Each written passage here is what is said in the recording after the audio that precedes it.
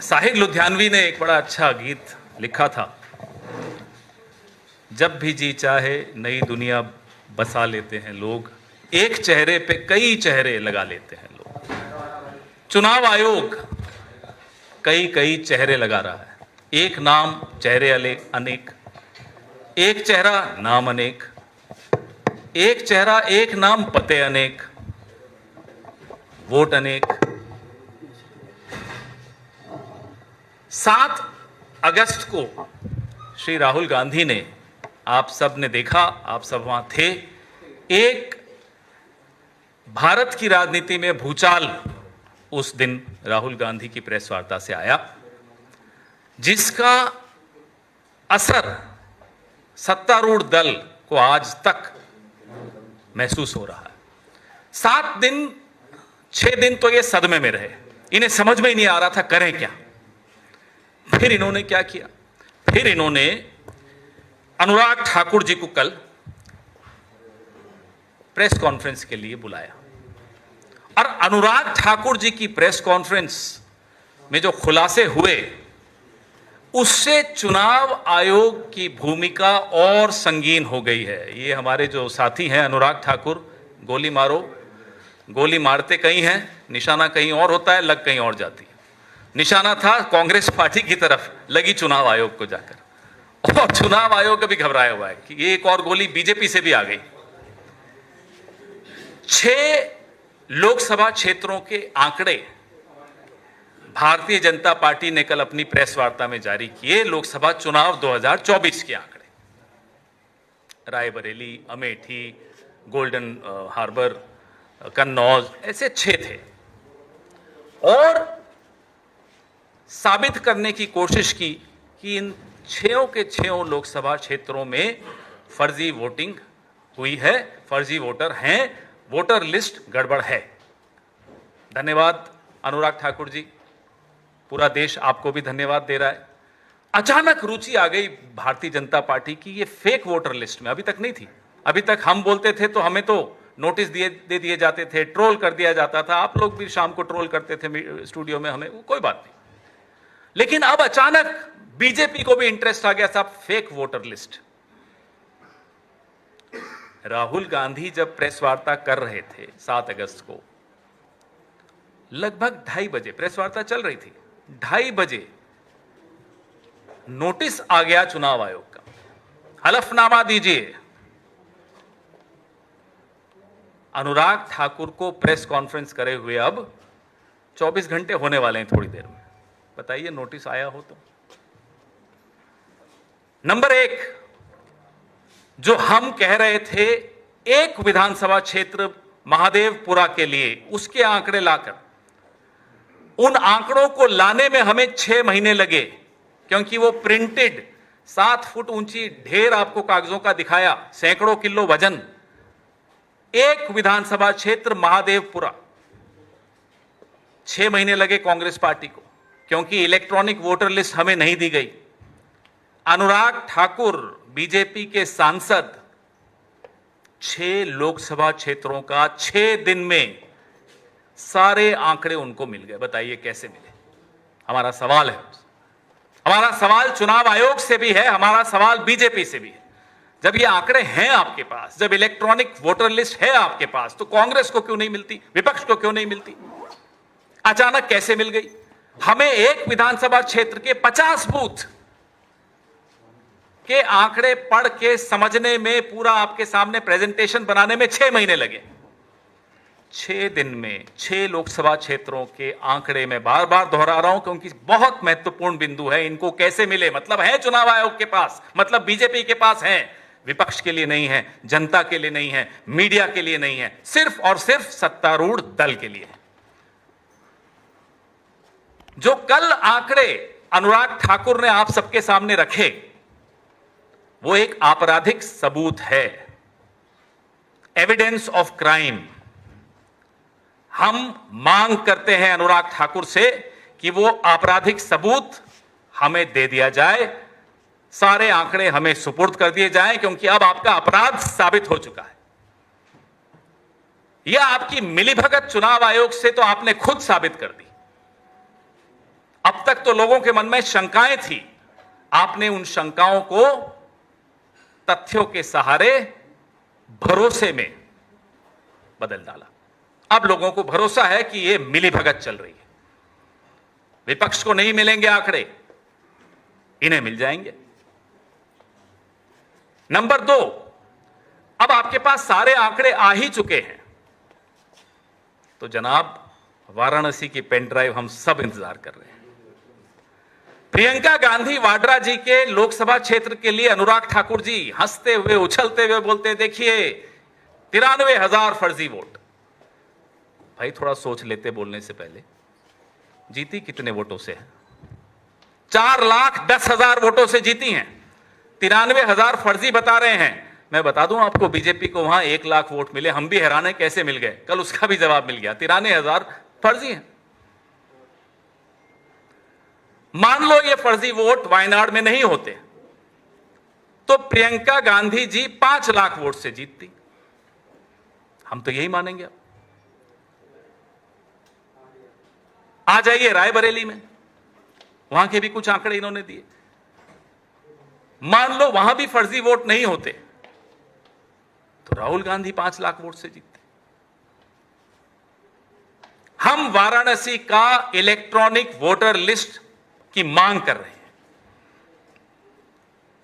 सबको यकीन हो जाएगा, हमें तो है, लेकिन कुछ लोग अभी भी बचे हैं जिनके मन में संशय है, उन्हें भी यकीन हो जाएगा कि एक बूस्टर डोज मिला था प्रधानमंत्री को। काउंटिंग के दिन आधे दिन तक प्रधानमंत्री हार रहे थे, नरेंद्र मोदी वाराणसी से चुनाव हार रहे थे, गंगा पुत्रों ने उनका इलाज कर दिया था,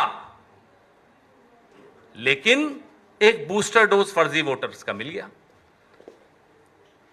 150 मिनट तक काउंटिंग का कुछ भरोसा नहीं मालूम पड़ रहा था, कहीं सब कोई आंकड़े नहीं आ रहे थे। अचानक वापस से आंकड़े शुरू हुए और प्रधानमंत्री जीत की ओर अग्रसर हो गए, 1 लाख वोटों से जीते। अगर ये आंकड़े हमारे पास आ जाते हैं, इलेक्ट्रॉनिक वोटर लिस्ट हमारे पास आ जाती है वाराणसी की, यह साबित हो जाएगा कि प्रधानमंत्री भी गद्दी को चुरा कर बैठे हैं। चोरी की कुर्सी है, वोट चुराया, चुनाव चुराया, कुर्सी चुराई, ये 3 चोरियां इस प्रधानमंत्री ने की हैं और कल ये अनुराग ठाकुर ने खुद साबित कर दिया। अब तक तो हम पर सवाल उठाए जाते थे, अरे साहब आपको तो संस्थाओं पर भरोसा नहीं है, राहुल गांधी तो संस्थाओं पर भरोसा नहीं करता। तो अनुराग ठाकुर क्या संस्थाओं पर भरोसा कर रहे थे कल? बीजेपी बोले तो बोले देखो साहब कितना अच्छा खुलासा कर दिया, वायनाड का खुलासा हो गया, रायबरेली का खुलासा हो गया, कन्नौज का खुलासा हो गया, डायमंड हार्बर का खुलासा हो गया। यह संस्थाओं पर सवाल नहीं है। अब जब विपक्ष भी चुनाव आयोग से सवाल पूछ रहा है, पक्ष भी चुनाव आयोग से सवाल पूछ रहा है, कहां है ज्ञानेश कुमार गुप्ता? कहां छुपे हुए हो जनाब? इनसे पहले भी एक थे, अपने आप को एक अजीम शायर मानते थे, पता नहीं कहां है, गायब। राजीव कुमार, पता ही नहीं, कोई कहता है माल्टा चले गए, मैं नहीं मानता माल्टा गए, कहीं वोट बना दिया होगा किसी कॉन्स्टिट्यूएंसी में, हो सकता है कॉन्स्टिट्यूशन क्लब की वोटर लिस्ट में भी उनका नाम हो। जिस तरह से चुनाव आयोग चल रहा है वो आपके सामने, जो मिलीभगत है वो कल अनुराग ठाकुर ने एक्सपोज कर दी,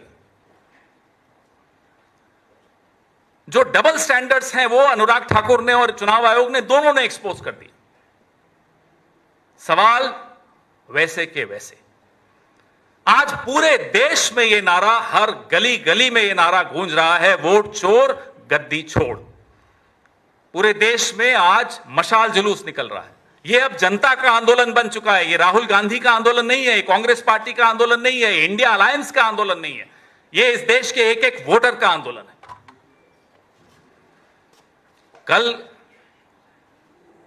जो प्रेस वार्ता हुई उससे साबित हो गया कि पिछला लोकसभा चुनाव फर्जी वोट्स के आधार पर फर्जी वोटर लिस्ट के आधार पर हुआ था, तो क्या वो चुनाव फर्जी नहीं माना जाएगा? क्या उस चुनाव को रद्द नहीं घोषित कर देना चाहिए? ये हम कांग्रेस पार्टी मांग करती है। करिए उस चुनाव को रद्द। nullify the Lok Sabha election which was fought on the basis of fake voters list as proved by the ruling party MP, Mr. Anurag Thakur. We took 6 months in collecting data for one assembly segment of Bangalore Central called Mahadevpura. 6 months because it was paper. Mr. Anurag Thakur got the electronic voter list of 6 Lok Sabha seats within 6 days. If this is not collusion, what is collusion? And we thank Anurag Thakur and the BJP for proving the point made by Mr. Rahul Gandhi that the elections in this country are fought on the basis of fake voters. We demand from the Election Commission, we demand from Anurag Thakur, because he has access to the electronic voters lists. We demand from Anurag Thakur, please make the data, the electronic voter list data of Varanasi public. We know that the Prime Minister does not deserve to be where he is. Based on fake voters, he barely managed to win the Lok Sabha seat of Varanasi in 2024. हमें मालूम है जवाब नहीं आएंगे यहां से, हमें मालूम है इनका मुंह बंद हो चुका है, लेकिन ये जो आपराधिक सबूत कल ये देकर चले गए, गलती से दिया, जानबूझकर दिया, क्योंकि ऊपर भी आजकल बड़ा झगड़ा आपस में चल रहा है, वो आपको लगता है सिर्फ कॉन्स्टिट्यूशन क्लब के चुनाव में, ऐसा नहीं है।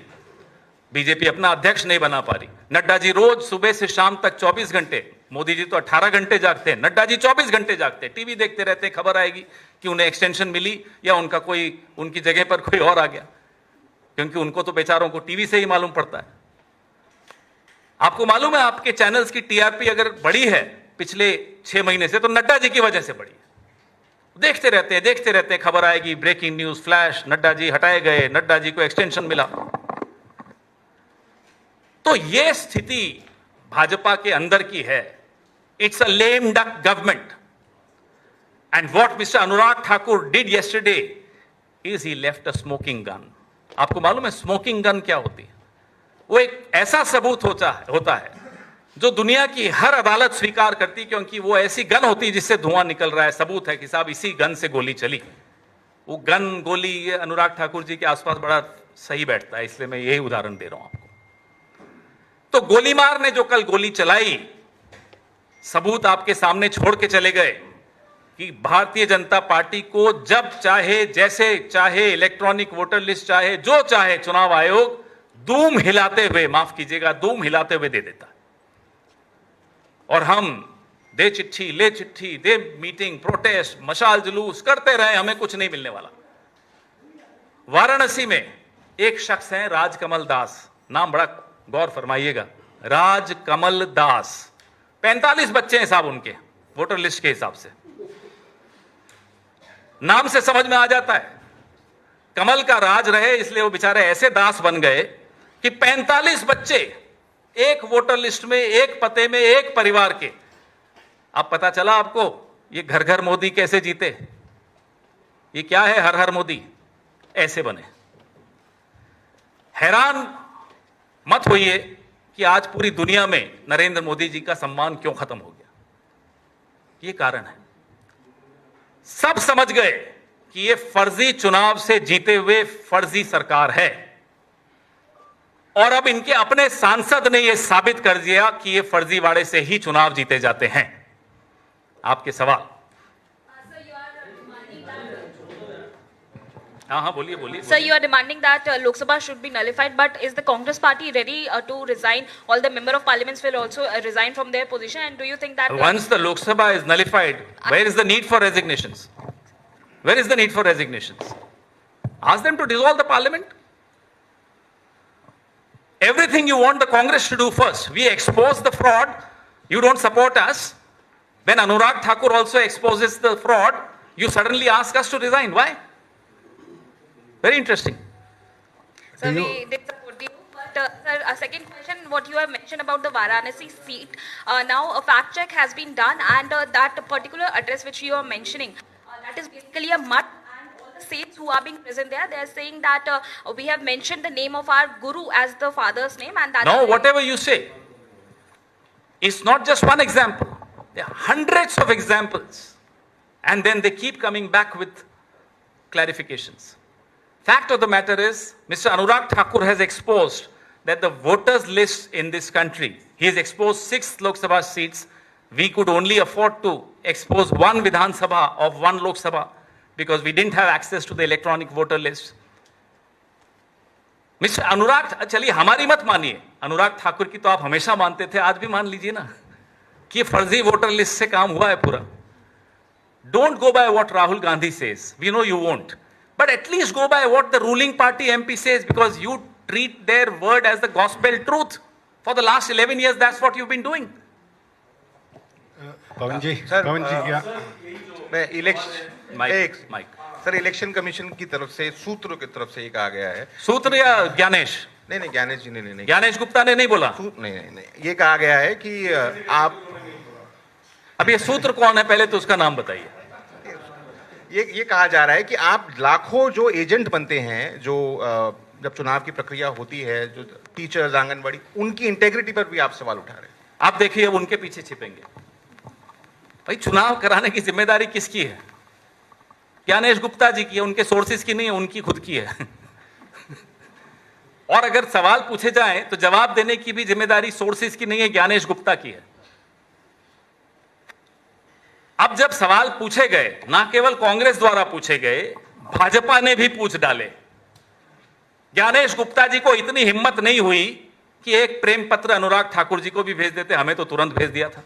लव लेटर तुरंत आया. राहुल जी की प्रेस कॉन्फ्रेंस चल रही थी, आप में से कोई सवाल पूछ रहा था, अचानक आपका सवाल भी बदल गया कि साहब लव लेटर आया है. तो ये लव लेटर क्या सिर्फ कांग्रेस के लिए है, बीजेपी के लिए नहीं है? सर, फर्जी वोटर लिस्ट का मामला आप लोग लगातार उठा रहे हैं, कई सबूत भी आप लोगों की तरफ से दिया जा रहा है. बिहार चुनाव आने वाला है, तो क्या इसमें बिहार चुनाव में पार्टिसिपेट करेंगे या नहीं? जैसा तेजस्वी यादव ने भी कहा कि चुनाव का, अरे जिम्मेदारी चुनाव आयोग को लेनी ना, कि चुनाव ठीक ढंग से हो. सारी जिम्मेदारी आप भी और आप भी हम पर डाल देंगे. क्या चुनाव नहीं करा सकते? ये लोग बोल दे नहीं करा सकते. अब तक तो होते थे इस देश में चुनाव. अब अनुराग ठाकुर कहते हैं कि लोकसभा चुनाव बिल्कुल फर्जी लिस्ट से हुआ है. हम तो कह ही रहे हैं, अनुराग ठाकुर ने तो और अच्छी तरह से बता दिया आपको. पवन जी, mic will you demand an investigation on the frauds exposed by Anurag Thakur on this in this context? Demand investigation from who? That's our question. We accuse the BJP of stealing an election. We accuse the Election Commission of India for facilitating the robbery. The BJP comes in defense of the Election Commission of India. The Election Commission of India comes in defense of the BJP. Both are colluding. Both are partners in crime. One of them left an evidence of crime yesterday. Who will investigate? The fact of the matter is that the 2024 Lok Sabha election was fought on the basis of fake voter lists. The fact of the matter is that the election of 2024, general election, therefore becomes suspect, therefore becomes nullified. Sir, just on the day of Rahul Gandhi's presser, you mentioned that how she shared a notice with him. And 2 days later, it asked Rahul Gandhi to share the evidence or apologize to nation. So, what's your demand as Anurag Thakur has once again... Evidence that we have was given to us by the Election Commission of India in a paper form, not machine readable, not electronic. The evidence which Mr. Anurag Thakur claims to have is obviously electronic, because in 6 days it's humanly impossible, even for the so-called largest party of the world, to go through all the lists, paper lists of 6 Lok Sabha seats. Impossible. Therefore, they have access to the electronic voters list. Let the Election Commission deal with Anurag Thakur. Why aren't they sending notices to him? Have they given him of course they would have. Nobody else can give the electronic voter list to Anurag Thakur. It is given to him by the Election Commission. So why this anomaly? Why these double standards? Why one set of rules for Anurag Thakur, BJP, and another set of rules for Mr. Rahul Gandhi and the Congress party? Why? Pavan ji? Sir, regard. Mike. Pavan ji, ये जो voter अधिकार यात्रा बिहार में कर रही है, उस पर गिरिराज सिंह का बयान आया है। वो कह रहे हैं कि कांग्रेस वाले माहौल खराब कर रहे हैं, गृहयुद्ध जैसी स्थिति देश में लाना चाहते हैं, क्योंकि ये अर्बन नक्सल की तरह है। कल अनुराग ठाकुर ने कुछ सबूत रखे, गिरिराज जी ने शायद नहीं देखे होंगे या आपस में नहीं बनती होगी, तो मुझे नहीं मालूम। हम आपसे आग्रह करेंगे कि जो सबूत अनुराग ठाकुर ने इस देश के सामने कल रखे हैं वो गिरिराज सिंह जी को भेज दीजिए, तो फिर लगेगा कि अनुराग ठाकुर भी अर्बन नक्सल हो गए। Sir, are you also planning to take vote theft issue to the courts?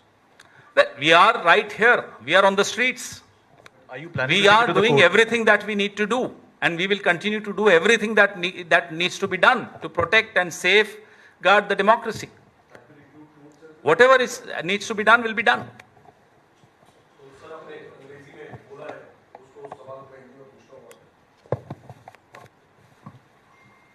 अंग्रेजी में हालांकि आपने बोला है, मैं हिंदी में भी पूछना चाहता हूं कि आप लोग मांग कर रहे हैं कि लोकसभा चुनाव को रद्द किया जाए, तो हम क्या सवाल पूछ रहे हैं, क्या लोकसभा चुनाव को रद्द नहीं करना चाहिए? आप बताइए, जब आपके अपने सांसद 6 सीटों का आंकड़ा आपके सामने रख रहे हैं। तो क्या पहल करते हुए कांग्रेस के जो सांसद हैं, क्या वो इसकी पहल करेंगे? आप इस्तीफा संसद देकर? को भंग कर दीजिए ना, हर चीज कांग्रेस से ही मांगोगे।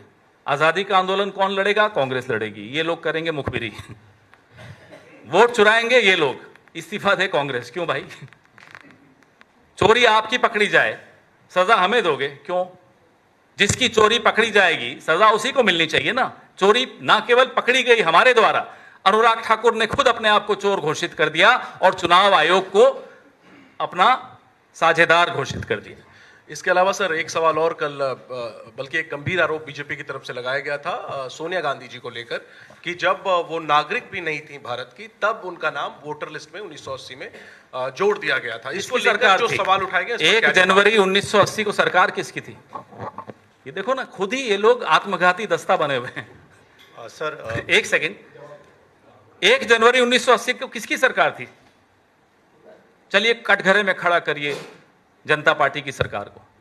कमाल की बात है साहब, आज के सवाल हैं उसका जवाब देते नहीं बनता। 45 साल पुराना एक कागज लेकर आए, वो भी उनकी सरकार के दौरान का कागज, और खुद फिर से कटघरे में जाकर खड़े हो गए। ये सरकार अब कटघरे में ही रहेगी अगले 6-8 महीने, जब तक ये जिंदा है। सर आज फिर चुनाव आयोग ये कह रहा है कि आप लोग के पास अगर सबूत है तो आप लोग क्यों नहीं शपथ पत्र? अनुराग ठाकुर को क्यों नहीं बोल रहे? और दूसरी बड़ी बात, पहले इसका जवाब सुन लीजिए, दूसरी बात बाद में। जो आपने बोला, ये सोर्सेज बोल रहे हैं या ज्ञानेश गुप्ता बोल रहे हैं? ईसीआई की तरफ से आया है। ईसीआई की तरफ मतलब क्या होता है? साइंड है या हिरेन जोशी के व्हाट्सएप फॉरवर्ड है? बताइए ना क्या है, किसका व्हाट्सएप है, जरा बताइए तो। सोर्स बेसिस नहीं, सोर्स क्या होता है? कौन है सोर्स? अब सोर्सेज से तो मैं और 10 चीजें कह दूंगा, आप छापेंगे। कौन है सोर्स बताइए तो। हिरेन जोशी है, ज्ञानेश गुप्ता है, वो अजीम शायर है, कौन है वो राजीव कुमार, कौन है? सर ये भी अरे ये क्या मतलब है साहब? सोर्स ने कह दिया कि राहुल गांधी पर आरोप लगा दिया, सोर्स कौन है? Who is this ECI source? हिम्मत नहीं है सामने आने की। हिम्मत इसलिए नहीं है कि सोर्स सिर्फ राहुल गांधी के लिए जवाब देता है, अनुराग ठाकुर पर नहीं सवाल खड़े करता। क्यों डरते हो अनुराग ठाकुर से? उसमें यह भी कहा गया सर कि वोट चोरी का जो आप नारा दे रहे हैं उसमें आप करोड़ों मतदाताओं को भी गाली दे रहे हैं। हम किसी को नहीं गाली दे रहे, जो चोर है उसको मालूम है, उसी को गाली पड़ रही, इसीलिए वो सोर्सेज के माध्यम से आपको जवाब दे रहा है। 2 चोर हैं, एक ने कल प्रेस वार्ता कर दी थी, गोली चलाई हम पर, लगी चुनाव आयोग को।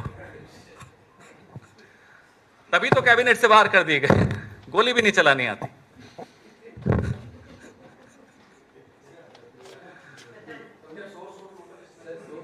अब ये सोर्स के कितने वोट बने हुए जरा देखिए ना, निकालिए जरा आंकड़े। ये सोर्स है सारा वोट, ये नॉन बायोलॉजिकल वोटर हैं, नॉन बायोलॉजिकल प्रधानमंत्री के नॉन बायोलॉजिकल वोटर। आप हंस रहे हैं, और कुछ एनी अदर कुछ नहीं। अब इससे बड़ा कुछ हो सकता है क्या चीज? पुणे वाले पुणे पुणे डेफेमेशन के मुद्दा आज चुनाव का है, वो तो हो गया कल ही खत्म। ये मुद्दा तो शुरू हुआ है, इस पर आप क्यों बचाना चाह रहे हो? Non biological prime minister, non biological voter.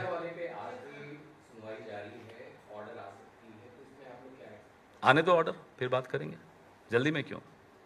हम सोर्सेज से नहीं करेंगे, हम खुद सामने बैठकर करेंगे। धन्यवाद।